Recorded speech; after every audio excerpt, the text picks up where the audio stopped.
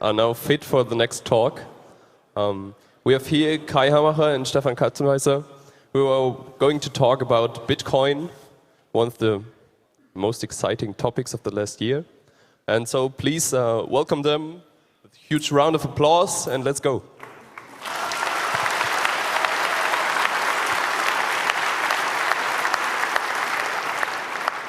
Yeah, hi everybody, good morning. This is a talk, well, already mentioned about Bitcoin, and thanks a lot for having us here and all, well, the huge audience in this beautiful room. Today, well, we will present an overview of several results that finally converge more or less to some of the problems and some of the interesting aspects of Bitcoin. But before going into that, let us briefly introduce ourselves and to motivate why we're actually doing this Bitcoin stuff. And let me introduce Stefan, who is working at Darmstadt University on IT security and especially on a concept called privacy by design, so that the technology already provides for privacy. He had already a talk on day one of the Congress. Probably you have already looked at it on the video stream or whatever. Got already nice press coverage. So can trains be hacked? Interesting stuff. And we were teamed together because there are a lot of effects in networks. And well, there's obviously a security issue. And last year we were presenting some results of networks of telecommunications graphs. And that led actually to, well, a talk last year here and a paper about why telecommunications data retention is not that good an idea. Yeah, and let me introduce Kai. So Kai is the only colleague of mine who's actually active in 3 departments at our university. So in the physics department, biology department, and computer science department. One of his core research interests is simulation and also information theory. And that's the reason why we found together at some point in time. And we also use those tools today to look at Bitcoin.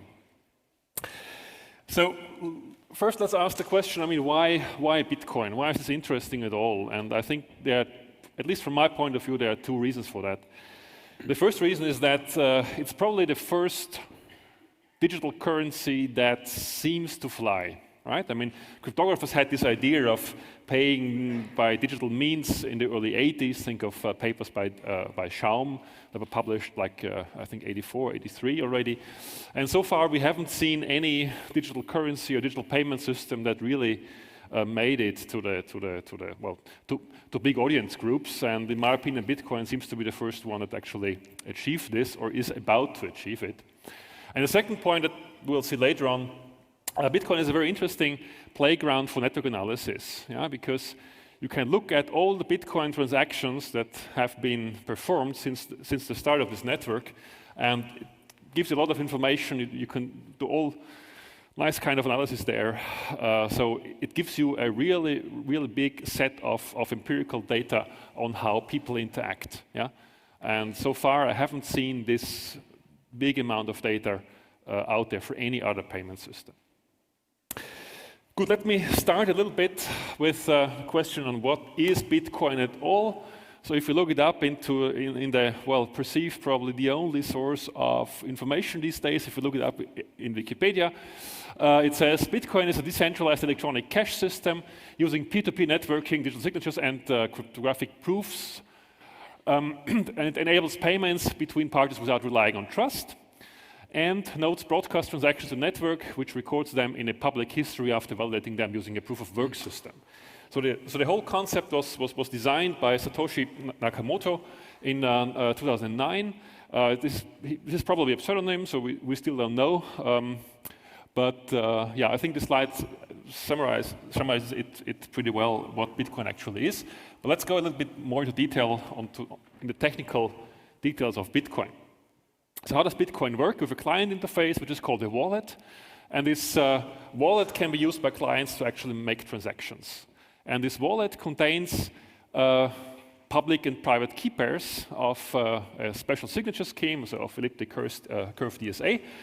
And the public addresses, so those public keys form what Bitcoin names an address. Yeah, an address is essentially a pseudonym of a person or a pseudonym of an entity that can authorize payments and that can receive payments. And if someone wants to make a payment, all he does is he takes one of his addresses. So every party or every user can have multiple addresses, but we'll see later.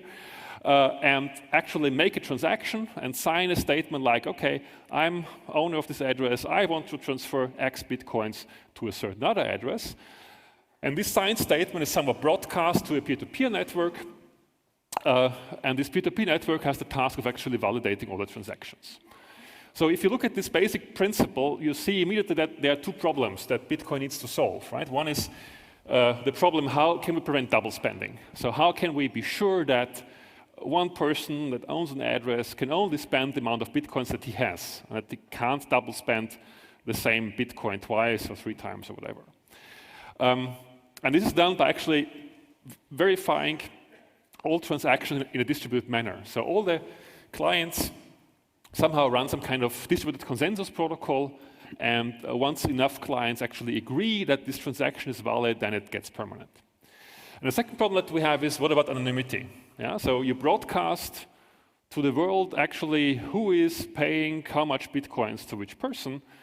So what about pseudonyms? Or what about anonymity, right? I mean, there was a huge fuss about SWIFT data exchange, and now here we have something similar, right? I mean, everyone can see who is paying what. And Bitcoin tried to solve this by introducing pseudonyms. So pseudonyms are essentially public keys of a signature system, and those public keys, contrary to classical signatures, are not certified. So every user can generate a number of those public keys, and any public key he uses can be used as an identifier. And as long as you don't know the linkage between this public key and the real person, then you can assume that you have some form of anonymity. Yeah? So the crypto community calls this a pseudonym. So you make transaction under a certain name, but no one is actually able to link this name with your real identity. So what about all those transactions? So I mentioned before that all those transactions are broadcasted into a peer-to-peer network, and what actually happens is that multiple clients will actually verify a transaction. And they do this by taking all the unverified transactions so far, or at least most of them, and hash them together with some kind of nonce. So a nonce is just a random string, yeah, that someone randomizes the hash, and what the client actually then publishes is the list of transactions together with this hash. Yeah? And the nice thing, or the nice feature of Bitcoin is that the person who actually does this work, I mean, this requires some kind of significant CPU usage, gets some kind of reward, right? So everyone who does this verification gets some Bitcoins out of this mere fact that they actually verified the transaction. And Bitcoin wants to limit the amount of new Bitcoins that are generated this way, and therefore what the client has to do is he has not only to hash this list, but he has to find a nonce in such a way that the resulting hash has some kind of preceding zeros. So the hash should start with a certain number of 0 bits. Yeah? So it actually needs to find a nonce through brute force, such a way that this hash of the nonce together with the list gives you a hash that starts with lots of zeros. And by selecting the number of zeros you require, you can actually make this process of verification harder, right? Because it just requires more trials until you find such a nonce that has this property, right? Always, of course, assuming that the hash function, which is SHA-256, is cryptographically stable. Yeah, and once enough clients verify the transaction, it finally gets definite. Good, I've already talked about this. So there's this reward model that's called mining. Everyone who verifies a transaction is able to actually mine a Bitcoin, and this difficulty of work is actually adjusted by selecting this number of zeros that the hash needs to have. And this essentially limits the amount of Bitcoins available. And at the moment, we are at the situation where no single computer is actually able or realistically able to verify those transactions anymore. So the amount of work that you need to spend is so large that at the moment a single PC is actually not capable of doing it anymore. Yeah, and this brings us immediately to, well, what is it good for, right? And a lot of people discuss what Bitcoin could be good for, and probably is a lot of wishful thinking involved here. But I think two major things need to be mentioned. So there was Rick, who is, if you don't know, the founder of the Swedish Pirate Party, and he has, well, put this blog post, why I'm putting all my savings into Bitcoin. And you already see savings, Bitcoins, well, it's an economical argument, but it's about savings, right? On the other hand, just recently, there was an Ars Technica blog post saying that Bitcoin not really is a currency, which is definitely true from a legal point of view, but rather a meta-currency that is a medium of exchange, so replacing Western Union, for example, probably also for the bad guys doing all these Nigeria scams. But anyway, and there's a slight change in the reasoning why Bitcoin might be a good idea.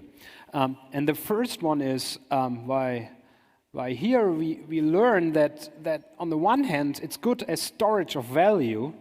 The reason why it is as substantial or sustainable storage is actually a kind of cynical argument if you read the blog post, because he claims that the value maintenance, so to speak, is due to the fact that we do a lot of transactions, and that if you just take the economy, the black market economy of drug trafficking, then this is already so big that Bitcoin, or there are not enough Bitcoins basically to at least cover a fraction of drug trafficking. So the value comes actually from the transaction and the utility that you get from the transactions here.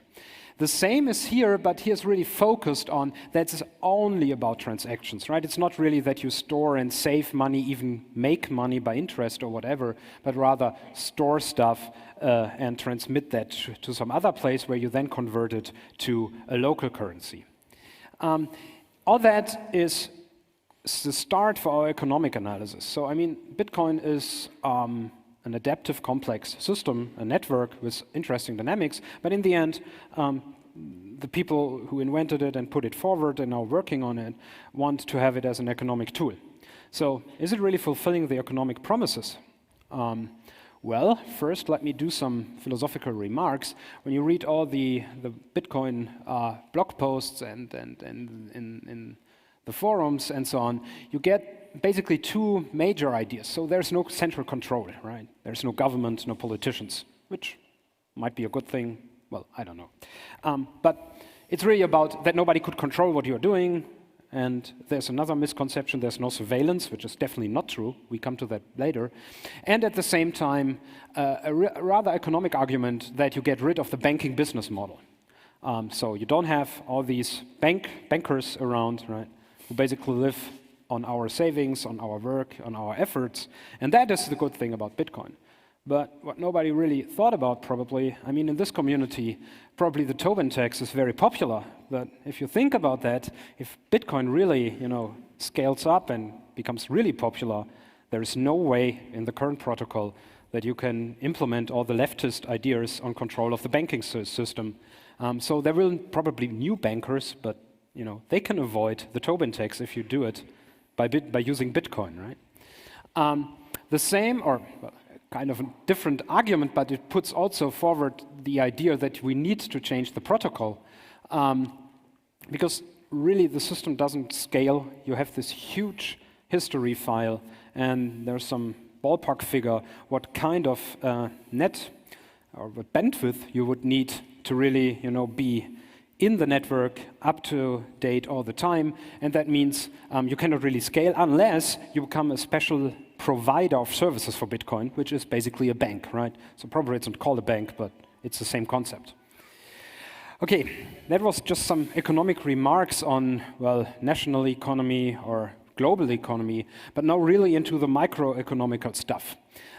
There is a concept in economics called elasticities, and the elasticity of a good or whatever, a service, is basically the change in the quantity you get or is provided up on price changes. So you have a delta in the amount that is produced, that is available, that someone gives or would give voluntarily to you while there is a change in the price.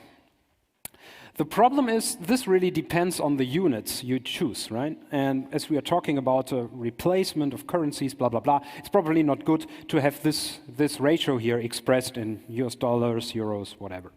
So what people came up with is really a relative fraction. So what you do is the relative change in the quantity on the market available divided over the absolute quantity at that particular point, and that then divided by the relative change in the price. And you can do some algebra on that. That is basically boils down as an approximation then of this funny formula. So the elasticity is the partial derivative, just to be annoying here and insisting on mathematics. The partial derivative of the logarithm of the price with respect to the logarithm of the quantity with respect to the logarithm of the price. So if you do that now, and there's a grain of salt here, I used the data of Mt. Gox, which is a service that transfers bitcoins to dollars or dollars to bitcoins. And I used the public available data on transactions there, assuming that this is really the demand and the supply on the market, Bitcoin versus US dollars. So the service or the quantity here, the good is the Bitcoin and the price is expressed in dollars. So there is no equilibrium in economics, never ever. So it's an approximation, but anyway, you end up with an elasticity of minus 2 point something. That tells you a lot, right? So we need a reference. And people did that for all the major currencies, so the euro, the yen, the pound sterling, whatever. And they came up with roughly minus 0.4. So the Bitcoin currency, so to speak, is currently much more elastic than other currencies among each other, meaning that it is rather substitutable. That is an economic term. So you can easily substitute Bitcoin for something else. It doesn't tell you what, but it tells you in the market there is something going on that is a replacement of Bitcoin. Might be another currency, might be gold, I don't know. While it's not that easy to replace, say, the euro in comparison to the US dollar or the yen, whatever. That is a histogram of all the elasticities in small portions, so in weeks. And you see it's really always negative, and it's going down to minus 15, so it's really substitutable. And then there's another funny thing. It changes the sign. So that was the average. If you do this now per month, over the time here, and then the red dots are the situations where the elasticity is negative, and the black ones are the one where it's positive, then you see that it's, well, a rather mixture. It's a logarithmic scale, so it's really going up, down, up, down, up, down all the time, and changing signs. And that is funny, because a positive elasticity, if you go back to the defining equation, when this is positive, that means then the supply, the demand changes or goes up when the price goes up. So if gas becomes more expensive, you don't visit the gas station more frequently, do you? So in the end, that tells you that Bitcoin, at least at the black spots, is something like a luxury good like diamonds or gold or whatever. So people buy it, or there's a bubble, right? People buy it just for the sake, because it's going up, so it's more value, so I need it, right? It's like more psychological effect. And then there is another economic argument. The design of Bitcoin was meant to basically implement a deflation, or at least a static picture, the static availability of Bitcoins, so that in the end, we cannot be taxed, because inflation is a tax on the middle class, right? Because you lose your money when there is inflation, while big guys who own a company don't lose the money. So to get rid of inflation, they designed the protocol that over time, and Stefan mentioned that there is this creation of new Bitcoins, that this goes up and saturates at some level, which is 21 million Bitcoins in the end, over time. But that is a rather naive picture. Probably you have as bad luck as I have. I had several hard disk crashes in my lifetime. And what happens if your wallet, where your Bitcoins are stored, and your private key vanishes? Then your Bitcoins are probably still in the system, so to speak, so they are somewhat, identifiable in all the transactions, but they are not accessible, so they are of no economic value anymore. You cannot exchange them because you cannot access them. Or think more in the future, right? Someone dies, but his family doesn't know the password. No economic value in those bitcoins anymore. They cannot be used for any exchange anymore. And that happens, or that is the amount of bitcoins when just a fraction per year vanishes for different fractions, right? So the blue one curve is if 5% of all the bitcoins per year vanish, or by whatever means, right? There could be other mechanisms, but if 5%, then it's basically down 2030. If it's 5%, well, then it's not that bad, but and green is 1%, no, 0.1%, then that would be probably good. So what is really this Q, right? The probability that you lose a fraction of the bitcoins available. And I tried to get that from the data. So this is the probability on the left scale what was the delta time, so the last time, it's reference to today, when a bitcoin was used or transferred to some other entity. And, well, this is accumulated. What it tells you, basically, is that if you set an arbitrary threshold of, say, roughly 2 years, and if you say every bitcoin that was not transferred to some other entity within 2 years, you regard as lost because nobody is really doing anything with it. I mean, there might be a guy saving it, but that is now the approximation we are doing here. If you have set that roughly to 2 years, then you end up with a fraction of 1% of lost bitcoins per year. So a relative measure, right? 1% of the bitcoins existing at that particular time or a year are basically lost or not accessible. And that means, this is the red curve again, right? This is Q, 1%, that Bitcoin ultimately will vanish. There is no way, right? You can argue about the probabilities. You could argue that it is 10 to the minus 10 or whatever, but conceptually, Bitcoin will vanish one day. So this Q actually was the best case scenario, as we learned in the financial crisis, because this probability was obtained under the assumption that one Bitcoin is not correlated to any other Bitcoin in the network, but that is not true. Think about a big guy with a lot of money.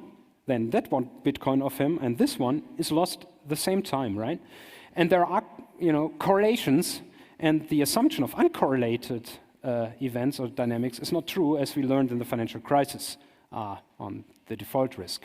And then there is another huge correlation risk, right? A systematic risk, which would it be called? So think about the crypto wars. If you get them again under the pretext of terrorism or whatever, right? Then, well, probably a whole country cannot use Bitcoin anymore, at least legally. That means that at least a fraction of people, and even if it's one guy, right, there and one guy in that country, that is correlated risk. So the Q will actually increase even more than my ballpark figure here. And then there might be some reform, whatever, political idea that correlates all the events. So in the end, that means when it vanishes, somehow the protocol must be improved to detect lost Bitcoins, right? And then doing something about it. But doing something about it means increasing the supply of Bitcoins. And that is inflation, which you want to avoid, right? And then at the same time, you need centralized information, because you need this estimate, how much is vanished. But that is a central issue somehow, right? And then, well, you could say, okay, everything that wasn't used for 50 years, that is now invalid. By whatever technical means you do that. But then this is a democratic consensus of the participants, but that means basically a collectivism, on the property of individuals. Not good. Okay, that was the economic side. But does the protocol itself really, conform to the concept that were proposed? So there is implemented a self-adjustment that the whole network creates 2016 Bitcoins per week, and it's assumed that this process follows a Poisson distribution, which means uncorrelated events. So the probability to get one Bitcoin today, right, is the same as yesterday, and it doesn't really, correlate like in the lottery, actually. And there is a self-adjustment implemented in the code. And at the same time, your PC is probably not good enough anymore, so people joining into pools. And these mining pools actually correlate now the production, basically, of Bitcoins, right? And if you look how many Bitcoins per week are created, then, well, this is rather arbitrary here, but I would like to distinguish an early phase where just a few participants and a later phase where, well, the number of Bitcoins on the y-axis over time is rather, well, more or less the same, right? Okay, does this really follow a Poisson distribution as was claimed by the people implementing the protocol? And this is now the graph for the early and for the late phase, and this is the time between blocks appearing. Right? And that must follow, if it's Poisson process, this Poisson distribution, which is basically an exponential, but forget the details here. So it's not really a difference between the black and the red curve. So the mean is more or less the same, right? It's the same shape. Well, anyhow. Now, is it a Poisson process? Hardly, because there is, well, a theorem, or it's probably too much, but you know, some result that tells you that the expectation value, the mean, is the best estimator on the Poisson distribution. And that tells me, if I just take the data, it's 528 compared to 600, what it should be according to the protocol. So somehow this whole process creates more Bitcoins than the 600, because the time in between is smaller in the average, right, than the 600 which was proposed. If you do a different fit, so you fit now to this data, a Poisson distribution, and then you get an estimate of what really the parameter is, which in the end is, again, the mean here, you even get an even worse result. It's 200 seconds. So, meaning the best estimator doesn't agree with the parameter of the distribution, and that is a contradiction. And that is only really solvable, that problem, by saying, okay, that is not a Poisson distribution. Whatever happens here, it's not a Poisson distribution, and you see it. This is time, and this is the difference between what you see versus what you expect. And, well, here is a structure. There were only a few people. Forget that. That's a relaxation phenomena. But here, in the end, in the last year, there's structure in it. And the structure in this plot means that there is correlation. And that is probably because of the mining pools. The self-adjustment just doesn't work that way people assumed it. Right? These huge mining pools go into a kind of a resonance phenomena, I don't know, but this provides for correlation and therefore for resonance and therefore for the structure. Okay, and this was a global picture on the dynamics. Now we get a detailed picture on the network of the transactions. Okay, let's go to the next part. So what we also try to do is to analyze the network of Bitcoin. So network analysis is a very hot topic in various fields of science. So it's a topic in physics, it's also a topic in computer science. What people actually look at is how do people interact. Right? So there are lots of papers on how that, for example, on how the telephone network is structured, so how many participants are there, how they are connected. There's studies on like Facebook relations, how does this graph look like. There's a study on co-authorship networks, all kind of different things. And the nice thing about Bitcoin is that, well, you actually see all the transactions, right? And you can do redo all the stuff that we've invented, or that one has invented in this field of network analysis, and to apply it to Bitcoin and see whether we get some interesting results there. So from now on, I would like to see Bitcoin as a network. So I hope that everyone is familiar with what a graph is. So a graph is something like this here, right? It has nodes and it has edges, and the nodes essentially correspond to all the addresses. So each node is essentially a public key that some party has generated, and there is some kind of connection between those two between two nodes where there was any transaction in the past. We don't care about how much money, how much Bitcoin there was transferred. It's just there's an edge if there was any relationship between those two addresses. Yeah? So what a transaction actually is, when you authorize a transaction, you can take a couple of addresses, where you take money from, and you take a couple of addresses where you supply money to, and you can essentially specify how much money you take from address 1, how much money from address 2, how much money from address n, and how much you give to this green address 1, etc., etc. So if you look at this as a graph, it looks like this, right? I mean, essentially every address would be, every red address on the left side would be connected with every green address on the right side. And now you think of the whole thing, like we take all the hundreds of thousands Bitcoin transactions that we have, make this huge graph out of it. You can't really look at this graph anymore, but you can do some kind of statistics on it. Actually, you can see this graph, or you can see the raw data. Right? If you go to a website that's called blockexplorer.com, you can actually see all the transactions that have been authorized at some point in time in the Bitcoin network.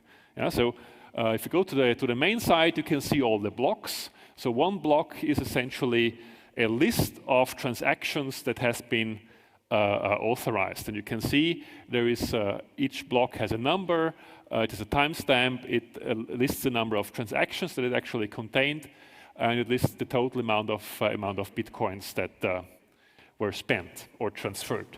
And if you click on this link in the first column, then you can see much more data. I guess you can't see it in the back. But what you get here is, for example, you get the table of all the transactions. You have in each row, you have like listed the Bitcoin addresses where money was transferred from and the amount, and you have the addresses where money was transferred to. And if you look very closely here at the beginning, there's this hash value of the whole block, and you can nicely see it really starts with a few zeros, as I promised before. So all the data is out there. What we did, actually, what a bachelor student of ours did, he went through this site, grabbed all the data, and constructed this huge network. So the first thing that we can look at is how connected is this graph. And therefore, we can plot the following histogram. So we take all the nodes that they are in the graph. They're huge. This graph is huge. There are lots and lots of nodes. And for each node, we just count the number of edges, incoming or outgoing edges. And this is the parameter k for one node.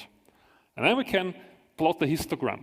Like we can count how many nodes have degree 1. So how many nodes have only one single edge incoming or outgoing? How many nodes have 2 incoming and outgoing edges, and so on and so on. So you can actually just count, right?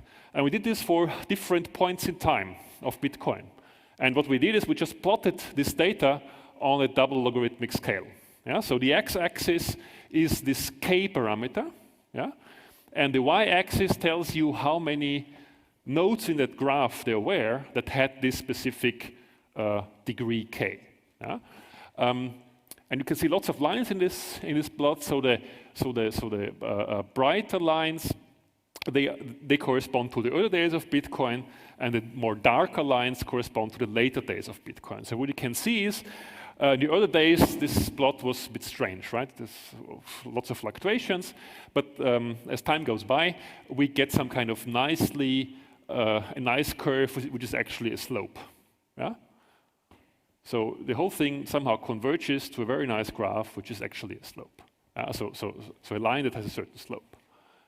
So this tells us, this tells network people that actually the distribution follows this nice mathematical formula. So the probability at a node, that there is a node with k, with degree k, follows this law k to the power of minus alpha. At least for, modern times of Bitcoin. And then what we try to see is whether this parameter changed over time. So what you see here is now on the y-axis, this parameter alpha, so the slope of that line, depending on, the time, right? So we started in 2009 and we ended essentially this year. And what you can see is actually, so disregard the beginning, there's probably not enough data there, but what you can see is that this parameter actually increases. And an increasing alpha means that the slope gets steeper, which means that there are less and less nodes that have many incoming and outgoing edges, which in turn means that addresses are less and less frequently used. That means, again, Bitcoin users increasingly start to generate new public keys and private keys, new pseudonyms. Yeah, so the pseudonyms are used less frequently, which is a good thing for anonymity, of course, because that tells us, or we can at least hope that it's much harder to identify people if they use lots and lots of different pseudonyms for different transactions. The same result you can get if you do another analysis. So what we try to do here is to compute the diameter of the graph. So the diameter, I know this is now some kind of math lecture here. So the diameter of a graph you can compute by taking all the pairs of nodes of the graph. Yeah? So you take a pair, and then you compute the minimal distance between those pairs, or between the pair in the graph. So the number of transactions that link, or that needed to be performed to transform or one certain amount of bitcoins from one address to another one. Yeah? And then you do this for all the possible pairs of nodes. Yeah? You compute the smallest distance between them, and then you take the maximum of the whole thing. And this is the diameter. Yeah? So this is somehow the maximum minimal distance between two nodes in the graph, which shows you somehow whether the network is very much connected, yeah? Or whether they are nodes that are somewhere far out and somehow not connected with the rest. And it's surprising to see that this diameter increases. So there were two outliers. So this is again a logarithmic scale. Yeah? So those outliers are actually huge. Yeah? So we have no idea why they are there. But even if you disregard those outliers, you can see that the data nicely fits. And because this is a logarithmic scale, like a line in a logarithmic scale is actually an exponential increase. Yeah? So the diameter increases exponentially. Again, this tells us that the network gets loosely and loosely connected, yeah, somehow. So again, this tells us that there is increasing anonymity present. Yeah? Good. This was the structure of the network. And we also looked a little bit about on the transactions themselves. So the first thing that we looked at is how was the transaction volume that people actually did at Bitcoin. And if you plot the histogram of all the transactions, yeah, so again you say how many times was it. So this is again logarithmic. So how many times were 100 Bitcoins transferred? Okay, it's like 0.8. So it's normalized frequency. So you see that most of the transactions are between 100 Bitcoins and between 0.01 Bitcoins. Yeah? But there is this strange little outlier on the far left, so which actually tells us there were many transactions with very, very little Bitcoin value in that network. In fact, those amount to 2.5% of all the transactions that occurred in Bitcoin. Yeah? They were transactions that transferred the least possible Bitcoin amount, which is 10 to the minus 8 Bitcoins. Yeah? And of course, we asked ourselves the question, I mean, was this an accident? Was this an attack? Or what was that? And it was somehow strange because it was always from one specific Bitcoin address. So we tried to see whether we can actually do something there or see what's the reason behind that. And to answer this question, we tried to do another analysis. Namely, we looked at how anonymous is Bitcoin as such. Right? So we talked lots about users of pseudonyms, and they can transfer money using different pseudonyms, and when they change pseudonyms frequently, then it's probably hard to link the transactions. But there is one big problem within Bitcoin, namely, if you have a transaction, right, that takes Bitcoins from multiple addresses, yeah, and transfers them to one or more Bitcoin addresses, then you actually know all those transactions all those amounts were authorized by the same person, which means that those addresses, I'm sure, belong to the same person, or at least to the same entity, whatever this means. Yeah? And you can actually see this again in the Block Explorer. There are transactions like this one where you have lots and lots of different sender addresses and only a few recipient addresses. Yeah? And what you can immediately learn from this is that those addresses here belong to the same entity. Yeah? So are somewhat connected, and in our graph this means that all the nodes that correspond to those individual addresses are actually not different nodes, but they can be contracted into one single node. Yeah? Because this is one person, one entity controlling something behind that. Yeah? So there's one person who has this big pot of money that was just distributed over different pseudonyms, yeah? But he needs to pool them to pay something out of it. And then we tried to look at those strange transactions that had a very, very small amount. Yeah? And what you can see here is a histogram of all those transactions. So how many transactions below 10 to the minus 6 bitcoins were transferred over this period of time.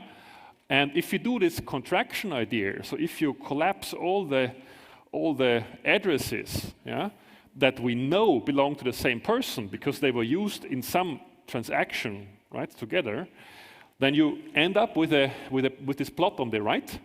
So the red curve now shows the same thing, but not the number of addresses involved, but the number of entities involved in those small transactions, and you can see this spike is suddenly gone. Right? This essentially tells us that this huge spike here, yeah, even though they use different addresses to do this thing, were actually controlled by one single guy. So this somewhat confirms the hypothesis that's also been mentioned in one of the Bitcoin forums, that this was a potential DOS attack on the system, right? So someone just tried to authorize lots and lots of different transactions with very, very small volumes, because you have to keep in mind that all the transactions are stored, right? And each and every bit client needs to store all the transactions that he's actually able to verify new transactions, right? So along with this flood of new transactions, of useless transactions, this guy increased this data pool of transactions that every user needs to store by a tremendous amount. Good. Just in the last 5 minutes that I still have, let me strive a little bit on the topic of anonymity. So what we've already seen is that, well, many people believe Bitcoin is anonymous, right? If you, again, go to Wikipedia, the ultimate source of knowledge, right?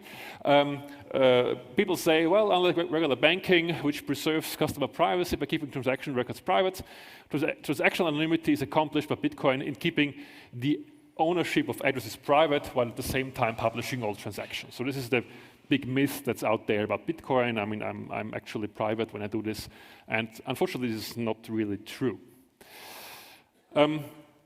So the following slides that I'm going to present are taken from research work of Reed and Harrigan that did an analysis of the anonymity of the Bitcoin system. So their paper is at this arXiv repository. I can really recommend you this paper. So what they did is they looked at this Bitcoin network and all these addresses, and they tried to identify or re-identify addresses. This seems to be tough at the first glance, because every user just generates public keys, and those public keys don't have a structure, right? This is just random numbers, essentially.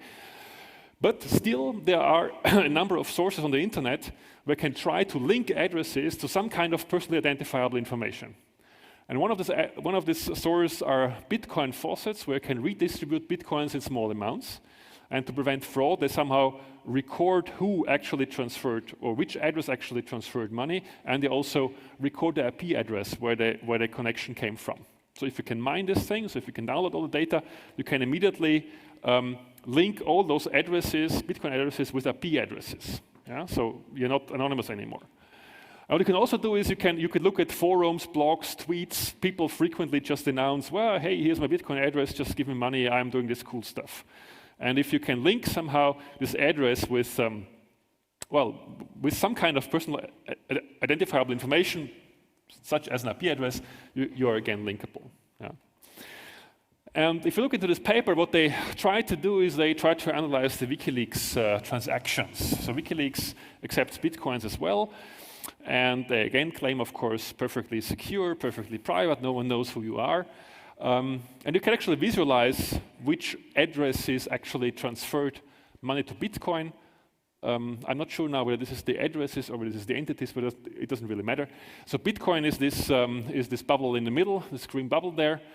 And the bigger the bubble, the more Bitcoins were transferred, right? And you can immediately visualize all the entities that transferred money. And if you read that paper, they also actually claim that they could identify by this simple trick of going through forums, through Bitcoin faucets, they were able to identify a number of those points. So they were able to identify a few people who actually donated money to WikiLeaks, even though they claim it's actually anonymous. Okay, we also looked at some other anonymity stuff.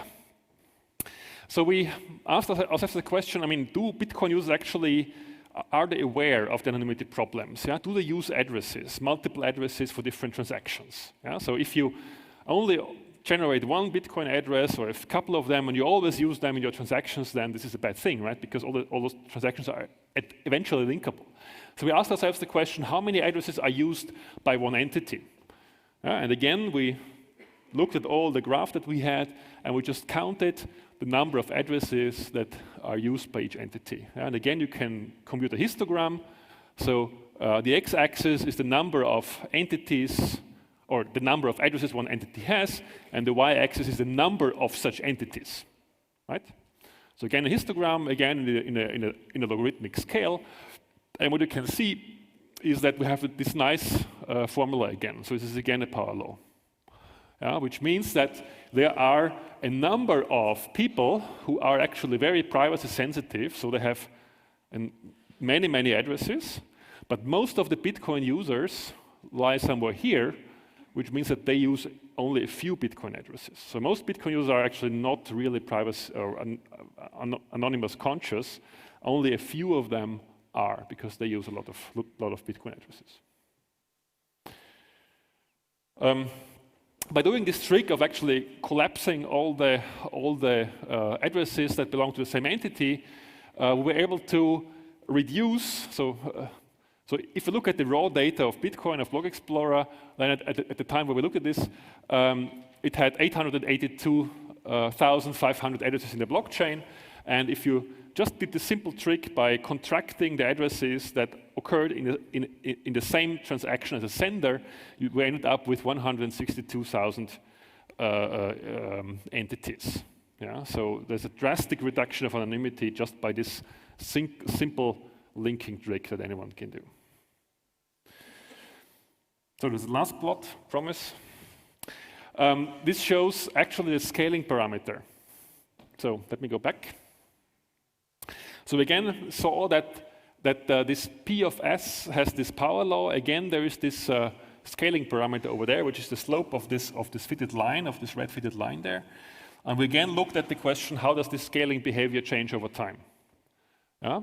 And this plot shows you how this parameter changes. So the y-axis is this slope, and the x-axis are the different time intervals that we looked at. And what you can actually see is that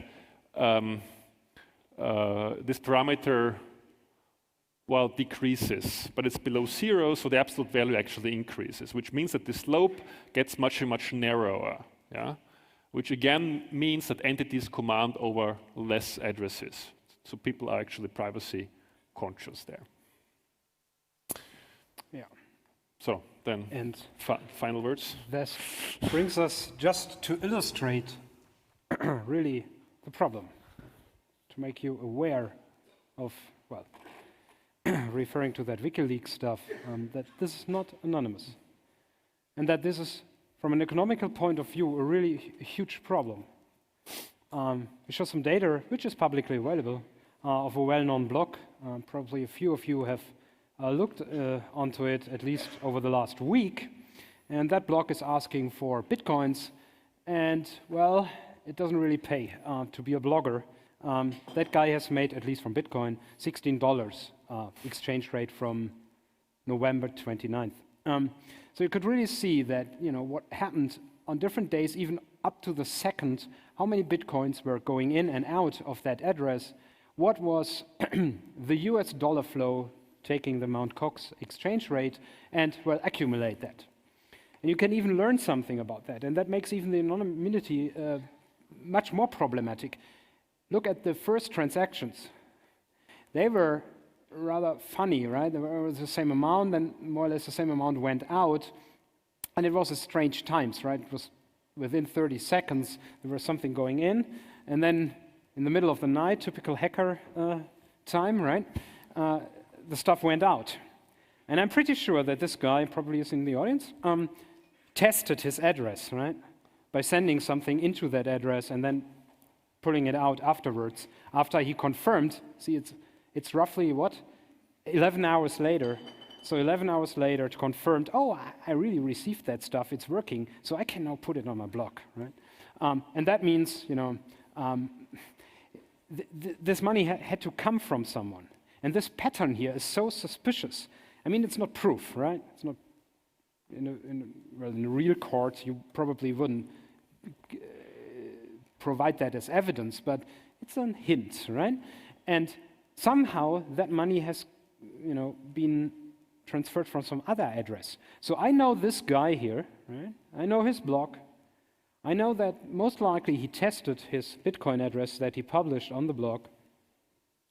And I could now go into the transaction history and find out from what addresses this test was started, right?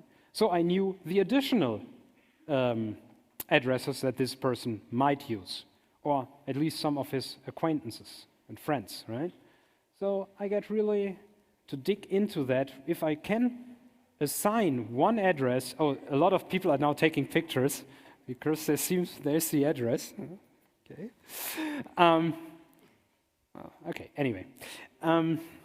It's public knowledge. So I could now assign, when I have one data point, right? I can assign one address of Bitcoin to one person, then I can work all the way through the chain, learn a lot. And if you were against the data retention, telecommunications data retention, you should be really aware what you're doing in Bitcoin. And most likely, a lot of you guys probably are pissed off by the SWIFT scandal, where all the transaction data from banks are transferred to some other country. It's not even necessary to convince some politician to do that. It's available, right? And this is basically, I think, one of the biggest problems why Bitcoin would not be really something for companies, because this is basically full disclosure of the financial state or status of a company, right? You can learn what is the amount, how high is the price for some service, for some good? What is actually the rebate that some company gives to another company? You can learn that all, and you can actually get also from the patterns a lot of information on the behavior of a person, right? Think about that. That person was most likely, if it was a test, which I'm pretty sure it was awake at 5 p.m.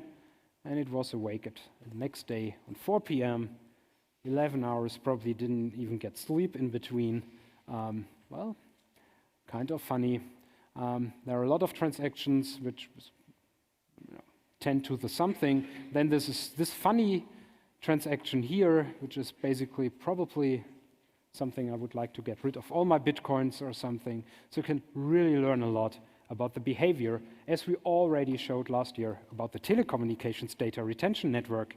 You can now learn that even more publicly, so to speak, from Bitcoin network. Okay, to sum things up, and as a take-home message. So the protocols somehow need to be improved, right? There's this vanishing problem. There is, if you follow a political agenda with your Tobin tax or whatever, then you need to change the protocol. Bitcoin is not anonymous, and therefore it's probably not the stuff that larger companies would like to use. In particular, the financial industry will never ever use that for that reason. There is probably an application, but you have to be really sure that the deflation thing is not really, well, it's really deflation because you lose Bitcoin. So in the end, when you change the protocol, you might have inflation. And with this full disclosure of financial data, you open the doors for industrial espionage, right? There's interesting network dynamics, all the funny histograms we have shown, right? This is really an interesting network, probably more or less unique. We have all the data, we have all the stuff. In other areas, we don't have that, right? But here we can really look into that, so as a basic research thing, that's very interesting. And therefore, it's really an ideal test bed. You can learn a lot about the physics of complex systems here. You can learn a lot about adaptability and evolvability of social entities and how that complex dynamics arises. And as a final application note, what we are thinking about is, so why did we present that and did all this analysis? Think about that if you would like to provide a laundry service. So there are some available. They claim that you can put in some bitcoins, and they somehow mix them up and give them then to the final address. First of all, you trust an anonymous person here, right? Well, more or less anonymous person, that he actually transfers your Bitcoin afterwards to some other entity. So you don't trust banks, where you can at least see a person, where you know where the office is, but you trust some money laundering guy on the internet?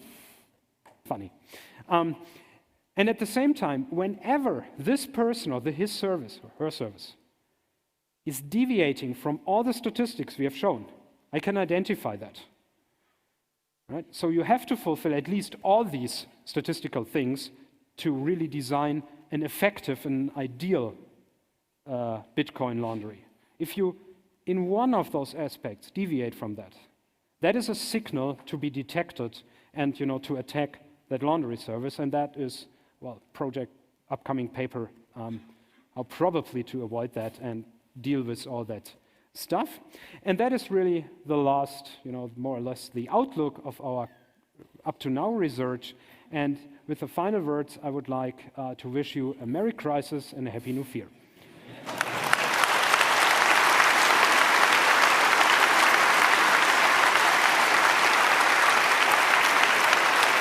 Okay, we have now very short time for a few questions, so please line up at the microphones in the two alleys and ask your question.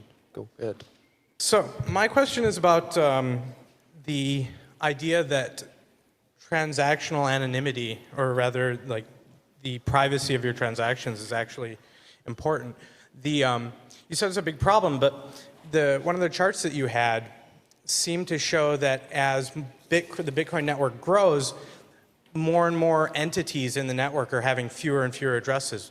And at least it seems to me that represents that newbies, people using Bitcoin for the first time, because the network has been growing a lot, really don't give a shit about if everyone can see their transactions, because they're using a very small number of keys anyway.